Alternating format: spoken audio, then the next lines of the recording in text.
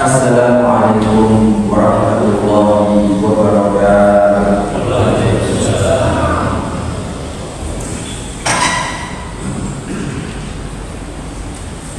Allahu Akbar, Allahu Akbar, Allahu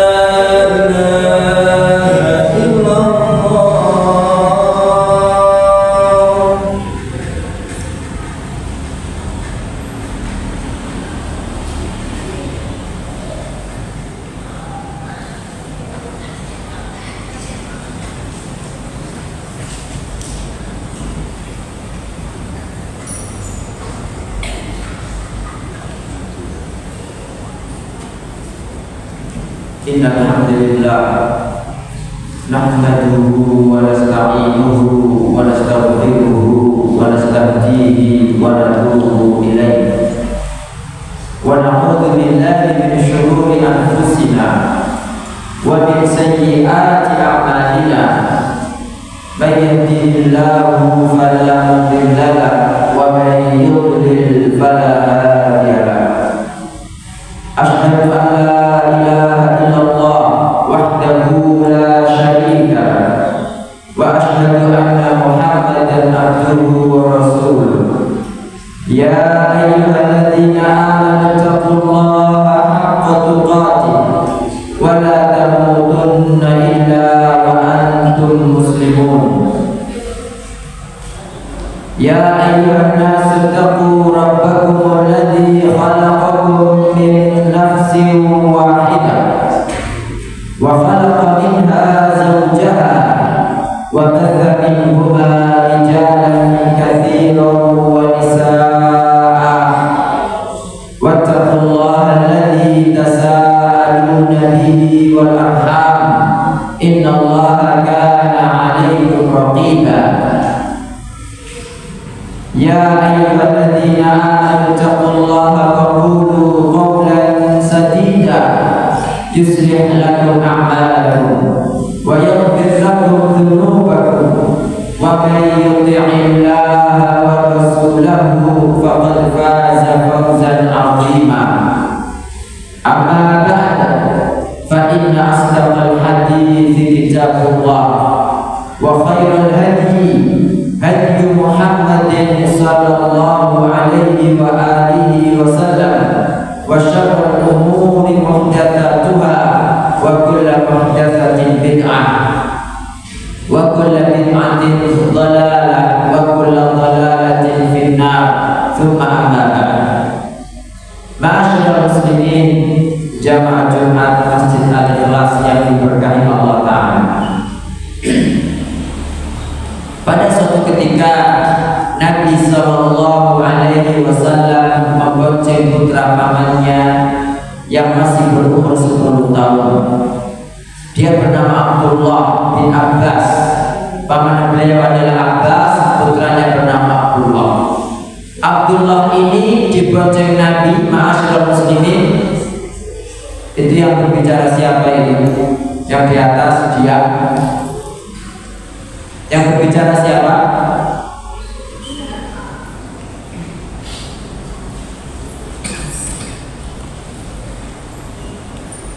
Kemudian Nabi Sallallahu Alaihi Wasallam memberi nasihat kepada putra pamannya yang masih berumur 10 tahun itu. Ya Allah, wahai anakku, inni u'allimuka kalimat, aku akan mengajarkan kepadamu beberapa kalimat. Ihfadillah yahfadka, jagalah Allah, niscaya Allah menjagamu. Ihfadillah tajidhu tujahaka, jagalah Allah, niscaya engkau mendapati Allah senantiasa di hadapan kamu. Idza sa'alta fas'alillah, jika kamu minta tolong, mintalah kepada Allah. Wa idza sta'anta fasta'in billah, dan jika kamu minta pertolongan, mintakan pertolonganmu kepada Allah. Wa'lam, dan ketahuilah, annal ummata, bahwa umat manusia, la yajtama'u ala an yanfa'uka bi syai', jika mereka berkumpul untuk memberimu suatu manfaat, lam yanfa'uka illa bi syai'in qad katabahu Allahu lak, mereka tidak bisa memberikan manfaat itu kepadamu kecuali dengan suatu manfaat yang sudah ditakdirkan Allah untukmu. Wa in tajma'u ala an yadurruka bi syai', dan jika mereka berkumpul untuk mencelakaimu, lam yadurruka, mereka tidak bisa mencelakaimu illa bi syai'in qad katabahu Allahu alaik, kecuali dengan suatu perkara yang memang sudah dicatat Allah Ta'ala bakal mencelakaimu. Rufi'atil aqlam, pena telah diangkat, wa jaffatis suhuf, dan lembaran-lembaran telah mengering. Hadis riwayat Tirmidzi yang sanad sahih. Ma'asyiral muslimin yarhamukumullah, mari kita perhatikan hadis ini. Para ulama mengatakan bahwa hadis ini adalah hadis yang wajib diajarkan setiap orang tua kepada anaknya yang berumur antara 7 sampai 10 tahun. Karena ini yang diajarkan Nabi Sallallahu Alaihi Wasallam kepada putra pamannya. Dan saya di sini, ma'asyiral muslimin, akan membahas sedikit dari potongan hadis ini, bukan semuanya, hanya pada poin ihfadillah yahfadka, ihfadillah tajidhu tujahak, jagalah Allah, niscaya Allah menjagamu, jagalah Allah, niscaya engkau mendapati Allah senantiasa di hadapan kamu. Ma'asyiral muslimin yarhamukumullah, apa yang dimaksud dengan menjaga Allah Ta'ala? Yang dimaksud dengan menjaga Allah Ta'ala adalah kita senantiasa menjaga perintahnya dan kita senantiasa menjaga larangan-larangannya. Menjaga perintah berarti setiap ada perintah kita laksanakan, bukan kita tinggalkan. Dan yang namanya menjaga larangan, setiap ada larangan Allah memerintahkan kita meninggalkan, kita bukannya melanggar, tetapi kita langsung meninggalkannya. Ma'asyiral muslimin, itulah yang dimaksud dengan menjaga, yakni menjaga larangan Allah dan menjaga perintah-perintah Allah Subhanahu wa Ta'ala. Perkara yang perlu dijaga dalam syariat Islam ini ini sangat banyak masyarakat muslimin.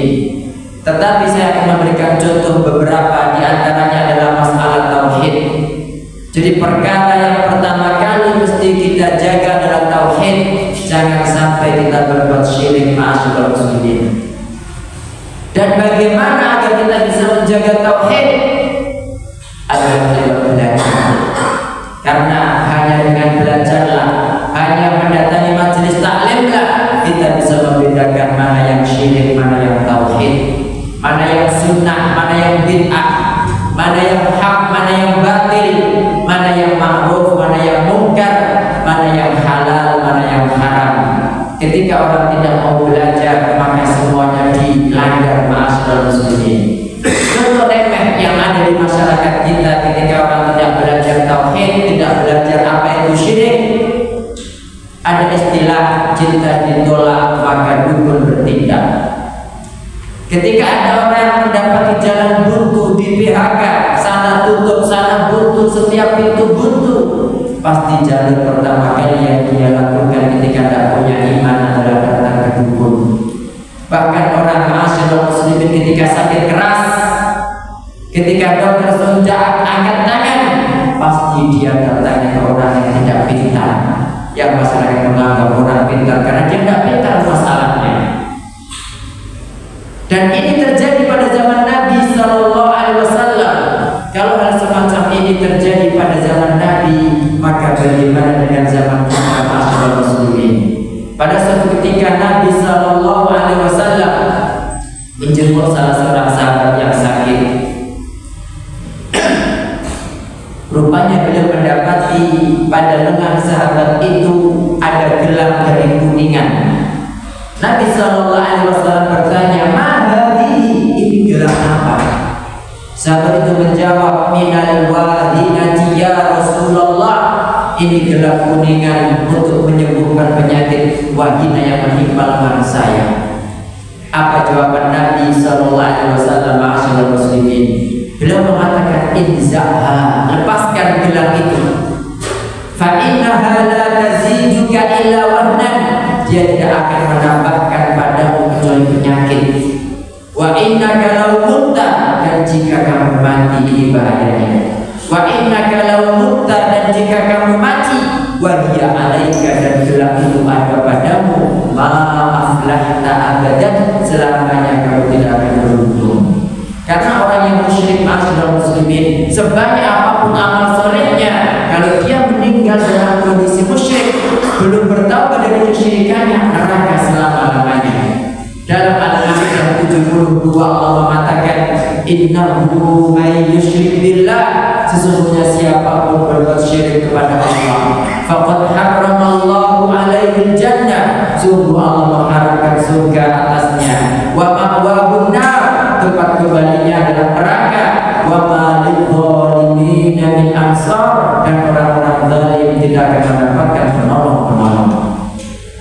Jauh-jauh kita masyarakat muslimin, andaikan Nabi Muhammad Sallallahu Alaihi Wasallam sendiri yang berbuat syirik, akan binasa beliau. Allah Ta'ala mengatakan dalam surat Al-Ankabut, walaqad uhiya ilaika, sungguh telah diwahyukan kepada Muhammad, wa ilal ladzina min qablik, dan kepada nabi-nabi sebelum kamu. Apa wahyunya masyarakat muslimin? La in asyrakta, jika kamu berbuat syirik, la yahbatanna amaluk, pasti habis amalmu, wa la takunanna minal khasirin, dan pasti kamu pada Nabi Muhammad Sallallahu Alaihi Wasallam tergolong orang-orang yang binasa. Jadi jangan bermain-main dengan masalah syirik masyarakat muslimin. Jangan pernah menanam apapun dalam rumah. Jangan pernah pasang jimat baik itu motor, mobil, dan lain-lain. Jangan pernah memiliki khodam, karena kalau kita tidak berbuat dosa besar, pasti akan musyrik kepada Allah Ta'ala. Masalah pertama adalah masalah syirik dan tauhid masyarakat muslimin. Ini yang senantiasa harus kita jaga. Masalah yang kedua adalah masalah sholat. Allah Ta'ala mengatakan, hafizu ala sholawati wassolatil wusta wa qumu lillahi qanitin. Hafizu ala sholawat, jagalah sholat-sholat itu masyarakat muslimin, wassolatil wusta, dan sholat pertengahan, sholat asar. wa qumu lillahi qanitin, dan berdirilah kepada Allah dengan khusyuk. Jadi Allah Ta'ala memerintahkan kita untuk menjaga sholat. Bayangkan jika ada orang yang muslim kemudian tidak sholat, dia bukan muslim. Kalau ada orang yang sholat saja mulur-mulur, nunda-nunda, kata Allah Ta'ala, fawailul lil musallin, wail, kebinasan bagi orang-orang yang sholat, alladzina hum an sholatihim sahun, yaitu orang-orang yang lalai terhadap sholatnya. Padahal masih sholat, maka bagaimana dengan yang meninggalkan sholat? Ma'asyiral muslimin, jika Anda ingin mewarisi surga Firdaus, maka ketahuilah bahwa orang-orang yang mewarisi surga Firdaus adalah yang di samping mengerjakan sholat dengan khusyuk, mereka juga senantiasa menjaga semua sholatnya. Ketika Allah mengatakan ulaika humul warithun, mereka itulah para pewaris, alladzina yarithunal firdaus, orang-orang yang mewarisi surga Firdaus, hum fiha khalidun, mereka kekal abadi di dalamnya. Di antara ciri mereka adalah walladzina hum ala sholawatihim yuhafizun, orang-orang yang senantiasa menjaga sholat-sholatnya. Yang namanya menjaga sholat adalah menjaga wudunya, menjaga tepat waktunya. Ketika adzan langsung dia sholat di masjid. Ma'asyiral muslimin, bukan ditunda-tunda tanpa uzur. Kalau itu beda lagi perkaranya. Jadi perkara yang kedua setelah syirik adalah sholat. Ini tekankan pada anak-anak dan istri-istri kita. Ma'asyiral muslimin, semuanya harus menjaga sholat. Kalau kita menjaga sholat, Allah akan menjaga kita. Perkara yang ketiga adalah menjaga sumpah dan janji. Allah Ta'ala mengatakan wahfadhu aimanakum, jagalah janji-janji kalian, termasuk sumpah, termasuk nadar. Dan ketahuilah bahwa salah satu ciri orang munafik adalah mengingkari janji. Ayatul munafiqi salah, ciri orang munafik ada 3. Idza haddatsa kadzab, jika berbicara bohong terus. Wa idza tumina khana, dan jika diberi amanat dia berkhianat. Wa idza wa'ada akhlaf, dan jika berjanji dia tidak menepati. Semoga Allah Ta'ala menjaga saya dan menjaga semua dari ciri-ciri orang munafik. Ma'asyiral muslimin, perkara keempat yang mesti kita jaga dan kepala dan isinya, termasuk isi kepala adalah mata dan telinga. Jaga mata Anda, jaga telinga Anda, jangan suka melihat orang yang merumpi, jangan suka mendengar orang yang menggibah, jangan suka melihat yang haram. Kata Allah Ta'ala, innas sam'a wal basara wal fu'ada kullu ulaika kana 'anhu mas'ula. Innas sam'a, sesungguhnya pendengaran, wal basara mata, wal fu'ada hati, pikiran, kullu ulaika kana 'anhu mas'ula, itu semua nanti akan dimintai pertanggungjawaban. Kemudian termasuk perkara yang mesti kita jaga juga, ma'asyiral muslimin, adalah perut. Jangan sampai kita memasukkan dalam perut itu makanan yang haram. Zaman sekarang orang itu ada yang mengatakan yang halal saja susah, yang haram saja sulit, apalagi yang halal. Hati-hati ketika kita bekerja. Jangan sampai kita tidak amanah. Jangan sampai kita pulang bawa makanan haram, baik itu haram secara asal seperti babi, seperti khamr, atau barang halal tetapi cara mendapatkannya dengan cara yang haram. Membikinlah orang palsu dapat uang, membohongi orang dapat uang, itu semua adalah makanan haram. Dan Nabi Sallallahu Alaihi Wasallam mengatakan kullu lahmin nabata min suhtin fad'u aulabi, setiap daging yang tumbuh dari barang haram maka neraka yang paling patut untuknya. Alhamdulillah. Perkara berikutnya yang mesti kita jaga, ma'asyiral muslimin, kalau tadi perut, ini yang di bawah perut, yaitu kemaluan dan mulut. Ketika Nabi Sallallahu Alaihi Wasallam ditanya tentang perkara yang paling banyak memasukkan manusia dalam surga, beliau menjawab taqwallah wa husnul khuluq, bertakwa kepada Allah dan akhlak yang mulia. Dan ketika beliau ditanya tentang perkara yang paling banyak memasukkan orang dalam neraka, beliau menjawab al-fam wal farj, mulut dan kemaluan. Mulut buat perempuan, ma'asyiral muslimin, kemaluan buat laki-laki. Kebanyakan wanita menjadi penghuni neraka adalah karena mulutnya tidak pandai bersyukur, mengeluh terus. Makanya yang dibilang Nabi, wa ra'aitu aktsar ahlihan nisa, aku melihat kebanyakan penghuni neraka adalah para wanita. Sementara laki-laki adalah kemaluan masyarakat muslimin. Mohon maaf. Banyak orang mengatakan daripada merawat kambing mending membeli sate. Artinya daripada menikah mending berzina, naudzubillah. Dan para lelaki yang tidak berani menikah, mereka lebih memilih zina, maka mereka lebih banyak masuk neraka.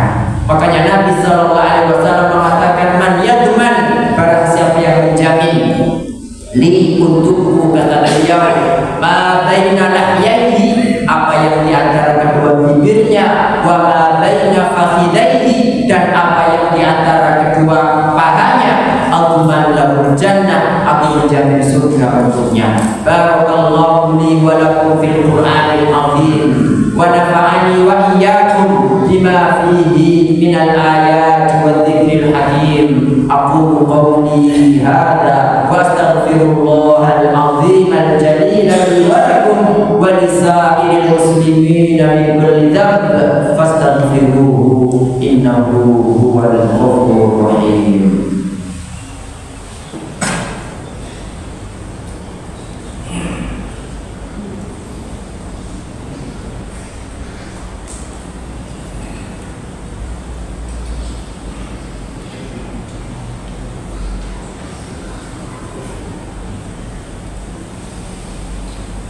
Alhamdulillahi rabbil alamin, wal 'aqibatu lil muttaqin, wa la 'udwana illa 'alal zalimin.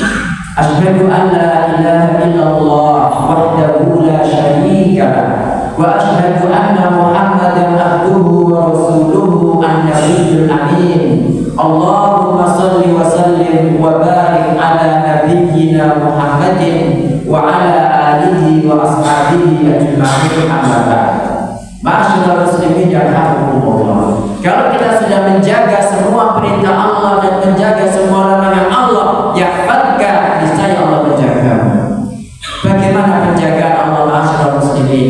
Penjagaan Allah kepada seorang hamba itu ada dua macam. Pertama, Allah menjaga dunianya, termasuk menjaga jasadnya, menjaga keluarganya, menjaga hartanya, menjaga keturunannya.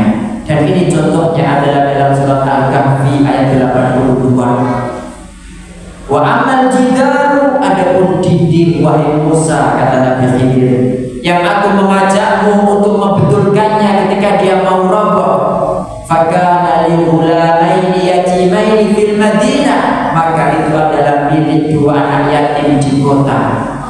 Wa kana tahtahu kanzul lahuma, di bawah dinding itu terdapat harta simpanan milik mereka berdua. Jadi ma'asyiral muslimin, Allah Ta'ala mengirim bukan orang sembarangan, mengirim Nabi Musa dan Nabi Khidir ke suatu kampung hanya untuk membetulkan dinding yang mau roboh. Kenapa? Karena itu milik anak yatim, dan di bawah dinding itu ada harta simpanan untuk mereka berdua. Kalau dinding dibiarkan roboh, tentu akan diambil orang. Alasan Allah apa? Wa kana abuhuma sholihah, karena bapak mereka berdua dahulu adalah orang yang soleh. Ketika Anda soleh, Allah pasti menjaga semua yang Anda miliki, anak, harta, semuanya dijaga oleh Allah Subhanahu wa Ta'ala. Ini adalah menjaga dunia. Adapun menjaga akhirat, sebagaimana kisah Nabi Yusuf. Untuk menjaga Nabi Yusuf, Allah memasukkannya dalam penjara dari fitnah para wanita. Makanya Allah Ta'ala mengatakan, kadzalika linasrifa anhu su'a wal fahsya innahu min ibadinal mukhlasin. Seperti itulah kami hindarkan darinya perbuatan keji dan keburukan, karena Yusuf itu termasuk hamba-hamba kami yang terpilih.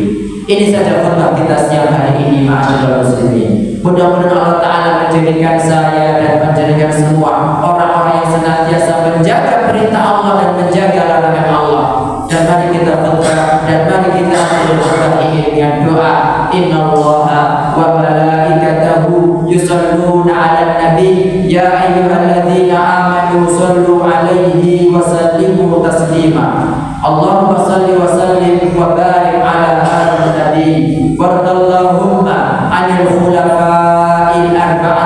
الراشدين أبي بكر وعمر وعثمان وعلي وعنا معهم برحمتك وإحسانك يا أرحم الراحمين. اللهم أعز الإسلام والمسلمين ودمر اللهم أعداءك أعداء الدين وانصر عبادك الموحدين وأذل الشرك والمشركين. اللهم من أرادنا وأراد الإسلام والمسلمين بسوء فاشغله بنفسه واجعل تدبيره يا رب العالمين. رب اغفر للمؤمنين والمؤمنات والمسلمين والمسلمات الأحياء منهم والأموات إنك سميع قريب مجيب الدعوات يا قاضي الحاجات.